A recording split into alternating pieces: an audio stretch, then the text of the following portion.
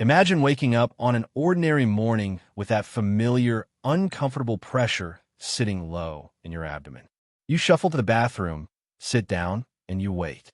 A minute passes, then 2, then 5. Nothing happens. You push a little harder. Still nothing.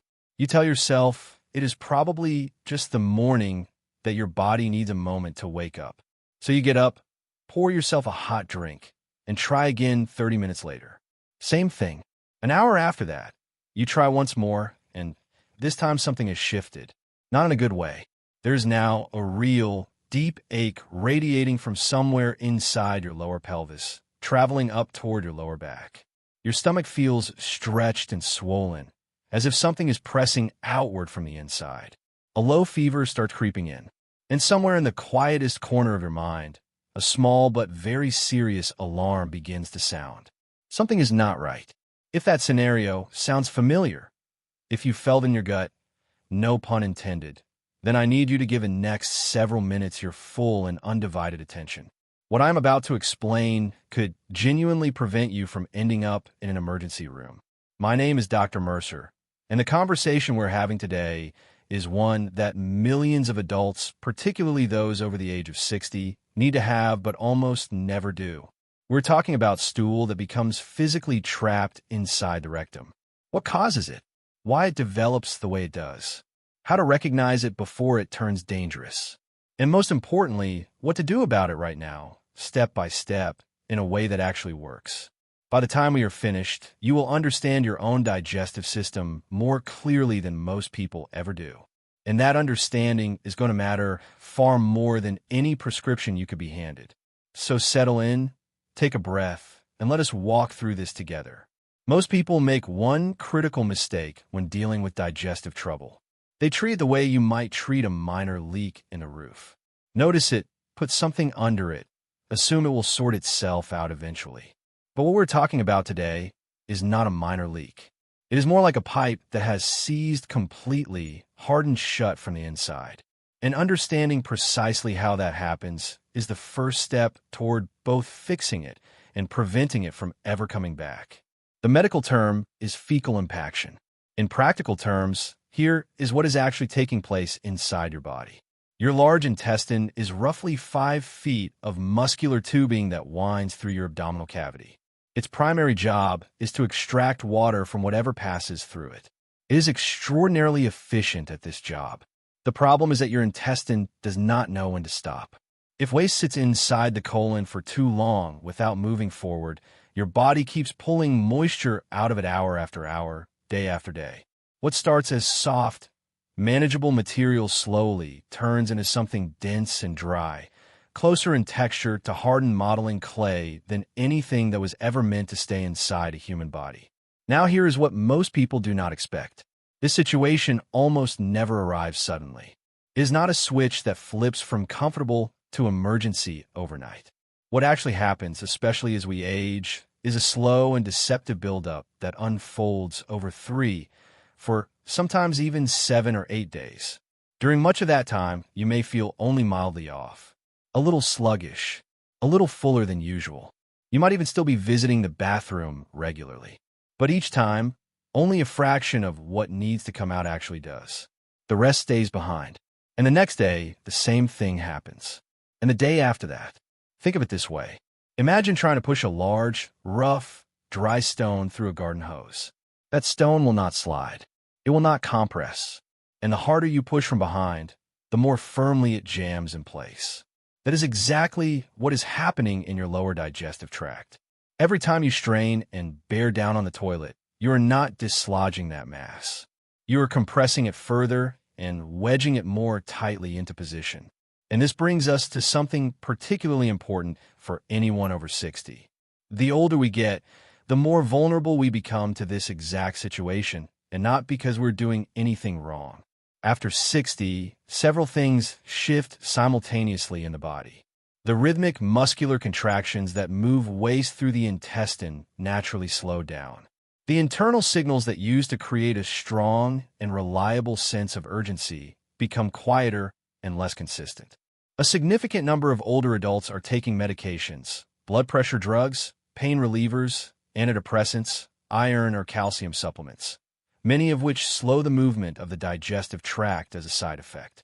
And the natural thirst mechanism weakens with age, meaning chronic dehydration can develop and persist without the body ever registering it as actual thirst.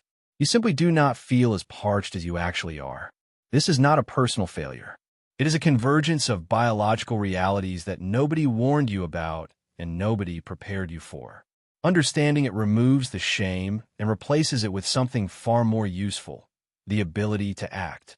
Now let us talk about symptoms, because this is where things get genuinely confusing and where the wrong response can make everything significantly worse. The symptoms of a trapped stool blockage are frequently mistaken for something else entirely, and acting on the wrong assumption can accelerate the problem rather than resolve it. The first symptom that misleads people is watery, loose discharge that looks and feels exactly like diarrhea. Stay with me here because this is counterintuitive. When a solid, dried-out mass blocks the lower passage completely, the softer material coming down from higher up in the colon has nowhere to go. So it seeps around the edges of the blockage and leaks out as watery liquid. This is what physicians call overflow diarrhea, and it fools people into thinking they have a stomach infection or a bad reaction to something they ate.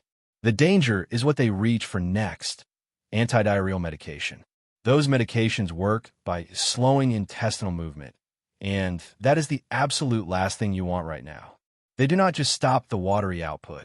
They slow the entire system, allowing the impacted mass to continue hardening and growing. If you're experiencing watery discharge alongside a heavy, persistent sensation of fullness or rectal pressure, please do not touch antidiarrheal medicine. The second symptom is bladder trouble. Sudden difficulty urinating. A persistent urge, but only a painful trickle emerging. The need to go every few minutes with almost nothing coming out. This surprises most people because it seems entirely unrelated to the bowels. But your rectum and bladder occupy the same tight pelvic space and share that space as neighbors. When the rectum becomes severely distended with a large hardened mass, it physically presses against the bladder from behind, compressing it and partially obstructing the outlet. In severe situations, this urinary retention becomes a separate medical emergency. The third symptom is unexplained lower back pain. A dull, deep ache in the lumbar region that seems entirely disconnected from your digestive system. Many people assume they overexerted themselves, that it is the arthritis, that they slept in an awkward position. But when rectal pressure reaches a significant level, pain radiates outward in all directions, into the lower back, down the inner thighs, across the hips. If you're experiencing unexplained back discomfort alongside any kind of bowel irregularity, take that combination seriously. The fourth symptom, and this one is especially relevant for older adults, is sudden mental fogginess or confusion. Disorientation. Unusual agitation that seems to come from nowhere. This sounds strange, I know, but there is genuine clinical evidence showing that in seniors, significant bowel obstruction can contribute to what appears to be a cognitive episode. The body is under enormous systemic stress. In some cases, early toxic buildup in the bloodstream plays a role. If an elderly person in your life suddenly seems mentally off without an obvious cause, always consider their bowel status as a possible contributing factor before assuming something neurological. Now I want to speak to you plainly about what happens if this condition is left unaddressed, because I believe you deserve a clear picture rather than a softened one that fails to communicate the real stakes. A fecal impaction does not simply stay where it is and wait patiently. It escalates in a very predictable pattern. In the early stages, the intestinal wall, which is living muscular tissue, becomes stretched well beyond its normal working capacity. Blood supply to that stretched tissue begins to diminish. The muscle loses its ability to contract and push material forward. That section of bowel goes functionally quiet. In the next stage, the distension spreads upward, affecting higher sections of the colon. Nausea and vomiting begin. The abdomen becomes visibly swollen and hard. The person begins to look and feel seriously ill. In the final and most dangerous stage, the intestinal wall reaches the physical limit of how far it can stretch. And then it tears. When bowel contents, waste material, bacteria, digestive byproducts spill into the sterile abdominal cavity, a rapidly progressing infection called peritonitis takes hold. Without emergency surgical intervention, that infection is fatal. I'm not saying this to frighten you.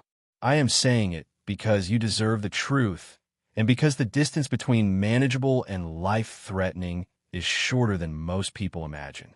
The signs that mean you need emergency medical attention right now are these: an abdomen that has become rigid and tender to the touch, a fever above 101 degrees Fahrenheit, constant and worsening abdominal pain that does not come and go in waves, a complete inability to pass any gas at all, persistent vomiting, or a sudden drop in blood pressure combined with confusion and cold or clammy skin.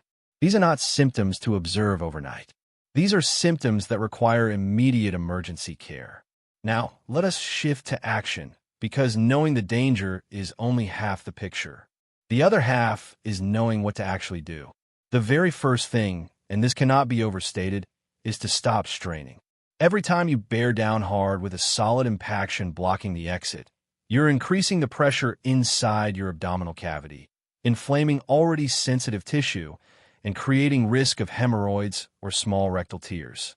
Straining has never once dislodged a hardened fecal mass, not in a single documented case in human history. So we stop doing that now. The first practical intervention is adult glycerin suppositories, available over the counter at any pharmacy without a prescription. Most people do not know this, but for a significant impaction, a single suppository is almost never enough. The standard approach for an adult with a hardened blockage involves using 2 to 3 suppositories simultaneously, because one simply does not generate sufficient lubrication to coat and penetrate a large, dried-out mass. Here is exactly how to do it. Lie on your left side, not standing, not sitting upright. This specific position, known in clinical settings as the left lateral position, aligns the lower colon in a way that lets gravity assist rather than work against you. It also reduces direct pressure on the rectal area. Before inserting each suppository, coat it generously with water-based lubricant. The tissue in this region is already irritated and inflamed, and dryness at this moment makes everything more painful and less effective. Insert all 3 suppositories gently but firmly, pushing them as far in as is comfortable. You want them positioned beside or against the hardened mass, not sitting near the entrance where they will simply fall out. Then stay still. This is the most important part of the process. You must remain lying in that position for a minimum of 30 minutes, ideally 45. Glycerin needs time to melt at body temperature, disperse, and work its way into the surface of the impacted mass. It also stimulates the rectal wall to increase its own natural secretions. If you stand up after 5 or 10 minutes and rush to the bathroom, you accomplish nothing except wasting the suppositories. After your 30 to 45 minutes are up, rise slowly, go to the bathroom, and allow your body to work without any forcing. If the first round does not produce movement, do not panic. Give yourself a full hour of rest. Get up and walk gently around your home. Drink a large glass of warm water. Warmth helps relax the intestinal muscles. Then lie back down and repeat the entire process exactly as described. The first round often softens the outer layer of the blockage. The second round frequently reaches the core and breaks it apart. If you have completed 2 full rounds, waited the appropriate time between them, and there is still no movement, or if any of those emergency signs I described have appeared, it is time to go to urgent care or the emergency room. This is not defeat. This is the correct and appropriate clinical decision. At the hospital, the medical team has access to clinical-grade enemas that deliver larger volumes of fluid under controlled conditions, reaching further into the colon to break down the mass from above. They also have imaging tools to assess how extensive the blockage actually is and whether the bowel wall has been compromised. In cases where all other interventions have failed, a specialist will perform what is called a manual disimpaction. I want to be transparent about this procedure because the name sounds frightening and knowing what to expect removes unnecessary fear. The physician physically breaks apart and removes the hardened mass using gloved, lubricated fingers. When the impaction is severe and the surrounding tissue significantly inflamed, this is not performed while you are awake in a standard exam room. You will receive appropriate sedation or anesthesia so that you feel no pain and so the rectal muscles can fully relax. It is a well-established procedure, and patients consistently describe the relief that follows as immediate and profound. The pressure simply lifts. But clearing the current blockage is only part of the story. If we do not address the conditions that created it, the same situation will return, often within weeks, and each recurring episode tends to be worse than the last. That is how chronic impaction becomes a cycle that gradually steals quality of life. Water is not optional. It is the foundation of digestive health, and the single most powerful tool you have for preventing stool from hardening in the first place. The challenge for older adults is that the thirst reflex genuinely weakens with age. You may have no sense of being thirsty at all and still be in a state of chronic dehydration at the cellular level. The practical answer is to stop waiting for thirst to tell you to drink and instead build hydration into your daily routine by habit. 6 to 8 glasses throughout the day, beginning with a full glass first thing in the morning before anything else. That morning glass activates what is called the gastrocolic reflex, a natural wave of intestinal movement triggered by fluid entering an empty stomach. It is one of the most effective, medication-free ways to encourage a regular morning bowel pattern. Physical movement matters enormously, and not just for general health. Your intestine is muscular tissue that moves waste through a process of rhythmic contractions. When your body moves, your intestine moves with it. A gentle 20 to 30-minute walk after meals has been shown in clinical studies to significantly reduce the time it takes for material to travel through the colon.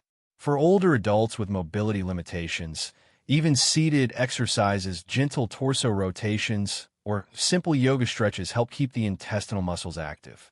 Prolonged sitting after eating is one of the most underestimated contributors to constipation in seniors, and simply breaking that pattern makes a meaningful difference. Have a direct conversation with your doctor about your medications. This is not optional. A wide range of commonly prescribed drugs, opioid pain relievers, certain blood pressure medications, iron supplements, high-dose calcium, tricyclic antidepressants, antihistamines, and diuretics are known to slow intestinal transit as a side effect. This does not mean stopping your medications without guidance. It means asking your physician specifically and directly whether any of your current prescriptions could be affecting your bowel function and whether alternatives with less digestive impact are available. Many doctors simply do not raise this topic unless you initiate the conversation. So initiate it. Be cautious with stimulant laxatives. This is where I need to say something that surprises people. Stimulant laxatives, the kind that chemically force the intestinal muscle to contract, serve a purpose in short-term, acute situations. But when they become a daily habit, the intestinal muscle begins to rely on that chemical signal to initiate movement. Over time, without the laxative, the muscle simply does not contract on its own. This is called laxative dependency, and it is far more common in older adults than most realize. If you have been using stimulant laxatives daily for more than 2 or 3 weeks, speak with your doctor before stopping. Work together to taper off gradually and rebuild natural motility through the other strategies we have discussed. Establish a consistent bathroom routine. Your digestive system runs on a circadian clock, just like your sleep cycle does. The gastrocolic reflex, that natural wave of intestinal movement, is at its peak in the morning, particularly within 30 minutes of waking and within 30 minutes of eating breakfast. Use that window every single day. Sit down at the same time each morning, regardless of whether you feel an urgent need. Relax. Give your body 5 to 10 minutes. Over the course of 2 to 3 weeks, your body will begin to synchronize with this pattern and initiate movement on its own schedule. Consistency is the training mechanism.